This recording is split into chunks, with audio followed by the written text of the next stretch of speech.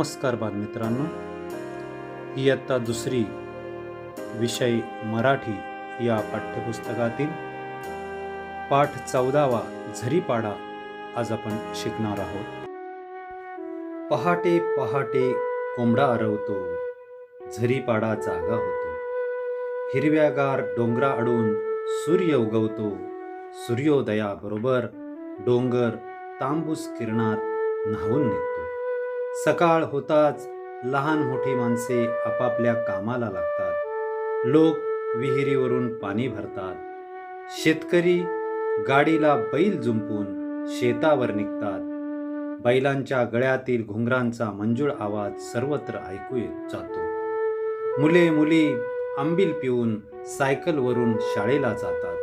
पाड्याजवळून झरा वाहतो म्हणून त्याचे नाव झरीपाडा पडले आहे. झरा डोंगरात उगम पावतो, तो मोठ्या ओढ्याला मिळतो. मोठा ओढा गावाजवळच्या नदीला जाऊन मिळतो. डोंगर उतारावर खाचरात भात शेती होते. तसेच नाचणीचे पीक घेतले जाते. पाड्यावरील घरे छोटी छोटी आहेत. घराचे छप्पर गवताच्या पेंढ्याने किंवा झावळ्याने शाकारतात. घरातील जमीन अंगण शेणाने सारवतात. भिंतीवर सुंदर सुंदर चित्रे काढलेली असतात. ती वारली चित्रकलेतील असतात. घरे आत बाहेर स्वच्छ असतात. घरातील भांडी-कुंडी स्वच्छ असतात. परिसरात कोठेही कचरा नसतो. घराच्या बाजूला जनावरांसाठी गोठा असतो. कोंबड्यांसाठी खुराडे असते. घरोघरी कुत्रा पाळला जातो. घराच्या अवतीभोवती खजुरी, साग, कडुलिंब, आंबा, बोर, चिंच यासारखी झाडे असतात. लोक आनंदाने फळे खातात.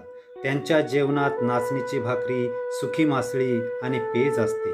अवतीभोवतीच्या परिसरातील करटोली, शेवळी, ससेकान यासारख्या रानभाज्या ते आवडीने खातात. कंद उकडून खातात. घरातील भिंतीला तारपा वाद्य टांगलेले असते.